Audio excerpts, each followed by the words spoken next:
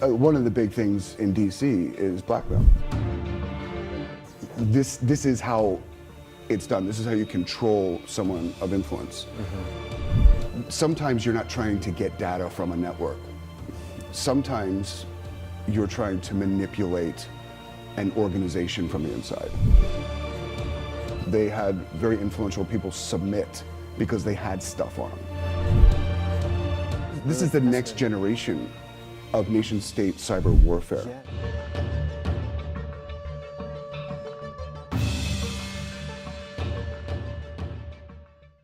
Welcome to the Edge of Wonder.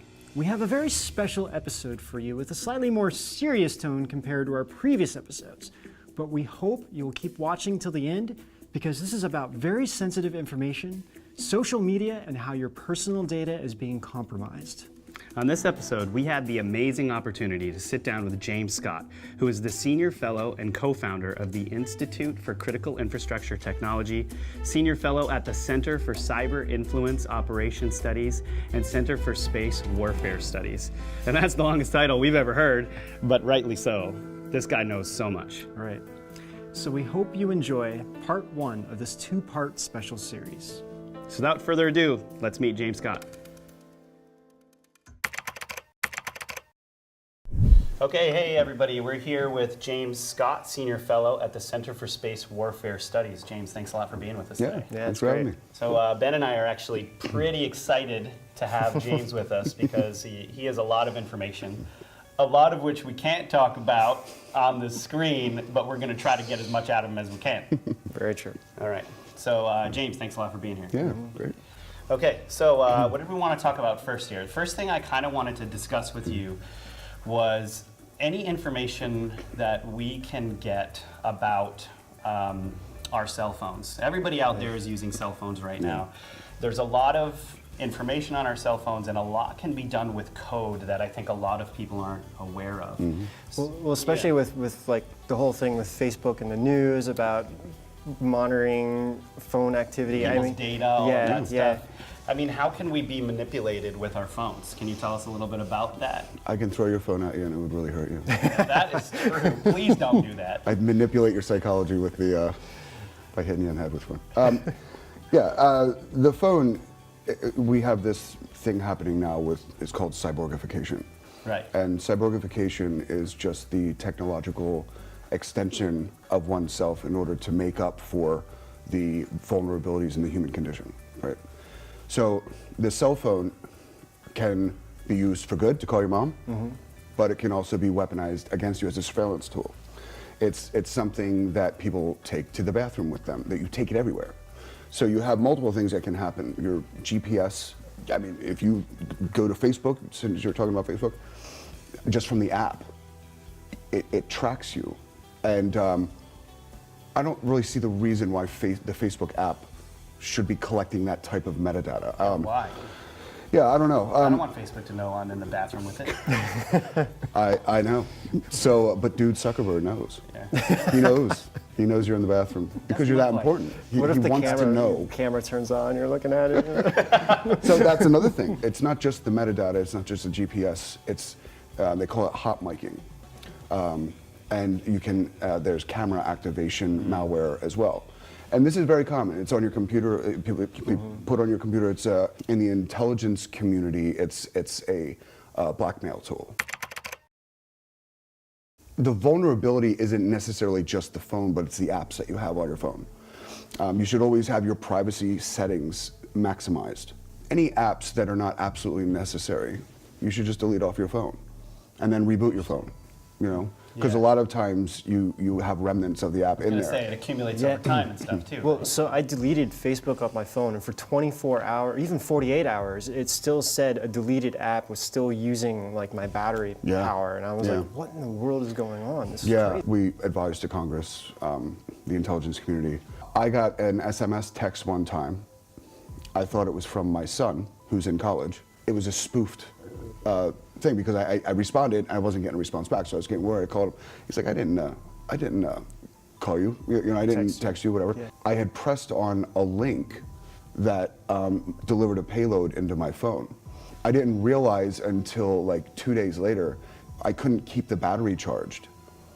And so I took it to a friend of mine at DARPA, and he found a hot mic camera activation malware. So they were listening to me, and I don't know, maybe seeing me, I don't know, but both payloads were on the phone. But this stuff is normal, like in our industry. A lot of politicians don't understand. They don't have cyber hygiene. Right. So, Of course not. of course I not. mean, But they're writing legislation about that. You know, I'm not saying anything bad about them. They're a little bit old. Like my mom with the cell phone, my dad with the cell phone. You know. So one of the big things in DC is blackmail. That's how you control a politician. Yeah. And when you get somebody, you have a guy that, or lady or whatever, that is, it's 3 a.m. and they're behind their computer, you don't know what they're doing. That's when the Russian nation state, their APTs, the Chinese nation state APTs, Muslim Brotherhood as part of the cyber man. caliphate. Yeah. So this is how it's done. This is how you control someone of influence. I mean, I don't do it. I mean, I'm just saying, like, this is how they do it. Right. This is one of the ingredients. A payload is compiled tools. They call it malware. So, or ransomware, I mean, whatever. But it scans your system, finds the vulnerability on your computer, in your server, whatever, and it delivers tools. So it's a hacking term. And so an example, I deal a lot with critical infrastructure. So one thing that most nation states want to get access to are critical infrastructure executives with elevated privileges, which means they have access to IP, electronic health records, like the actual treasure trove of all that data. So it's within the best interest of our adversary to go after those guys. So you do a thing called spear phishing, where you act like you're a recruiter. You give them a call, hey look, I got this job, twice what you're making now. I'm gonna send you their offer. Don't tell anybody, keep this on download. And then they deliver that, and what it does, it'll hot mic, have camera mic activation, but it also has things like remote access Trojans. So the objective then becomes to get into the network at that critical infrastructure facility, maybe the grid, to get into the network and move laterally throughout the network in search of the data, okay? And then you set up the remote access Trojans to be able to pull out that data. And you know, it gets more specific than that, but I think that's easy enough to understand. Your phone, your Apple Watch, like in my industry, I can't have that watch. Really? Really? Yeah, there's So- too many listening to things Yeah, on it, right? yeah. So, and then you actually, at the NSA, you have to take them and put them in a locker, which is a Faraday cage. You know, you can't even bring your laptop. What's that? A lead locker or something. It's like, I don't know, it's made of a material where you can't send frequencies out to whatever. That's very interesting. Yeah. So, okay, so earlier we were kind of talking about different things they can actually do with the phone and send out signals to even manipulate the human body. Can you talk a little bit about this? Yeah, frequencies demonstrated that they can have an effect, good or bad, on the individual's psychology, the brainwaves. Malware, as this is hyper-evolving, this space, nation-state advanced persistent threats, the Russian actor, the Chinese. Sometimes you're not trying to get data from a network. Sometimes you're trying to manipulate an organization from the inside. You want there to be disunity. You're trying to, from a psychological warfare perspective, you're trying to do reputational harm to the individual, make it seem like this other person is saying this about them. You know what I mean? You kind of like influence operations, information warfare. But this is more psychological warfare, so it's a little different. So this particular payload, it's just code, okay?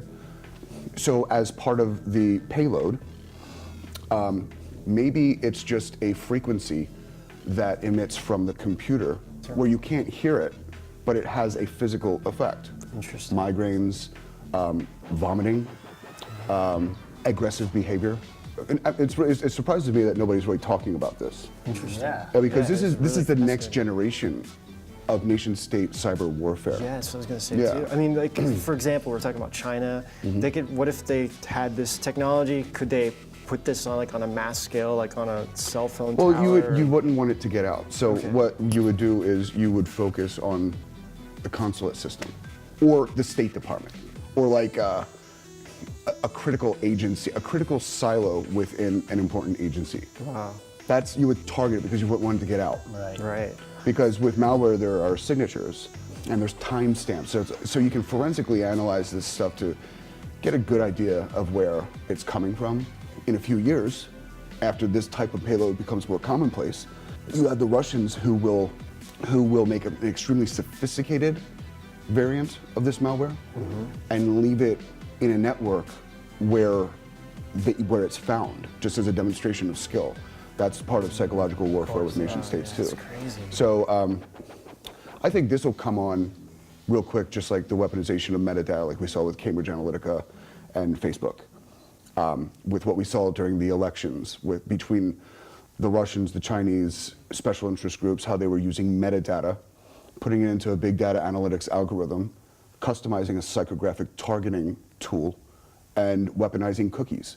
So now, if you're a pro-Trump guy, all you're seeing is pro-Trump, pro-Trump, pro-Trump, pro-Trump everywhere. Banners are following you everywhere. Facebook weaponizes the platform against their users. They've been doing that for years. Google does the same thing. Twitter does the same thing. They mute hashtags that are actually organically viral. So yeah, I think the most fascinating part, like just kind of going back to what you're talking about, like they can just manipulate part of the human body to make it do stuff. This stuff's very real. Just look at this research. Look at what DARPA is experimenting with. Yeah.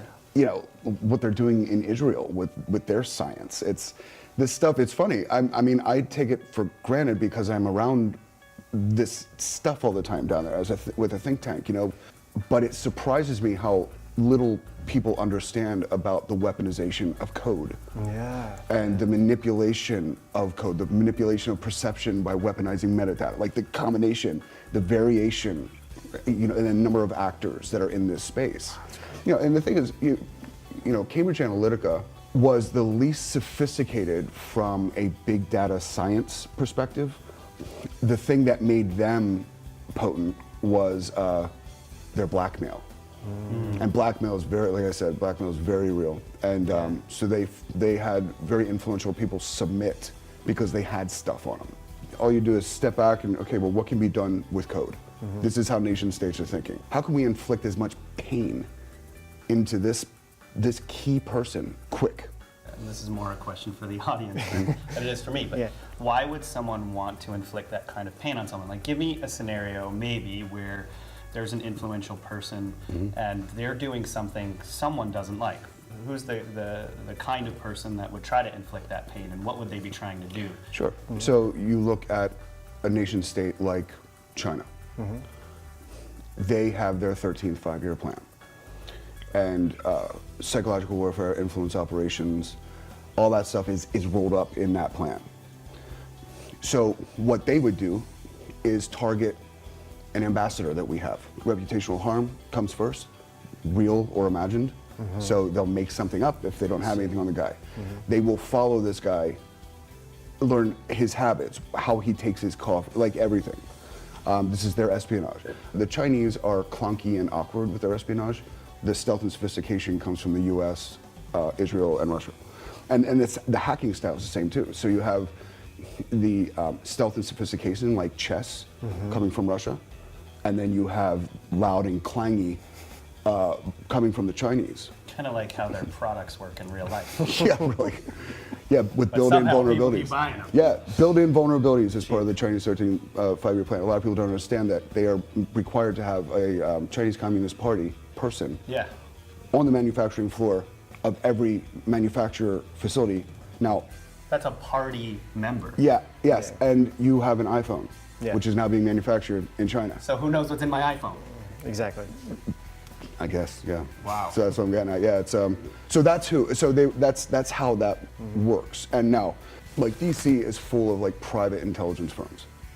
So we contribute to some as well for national security.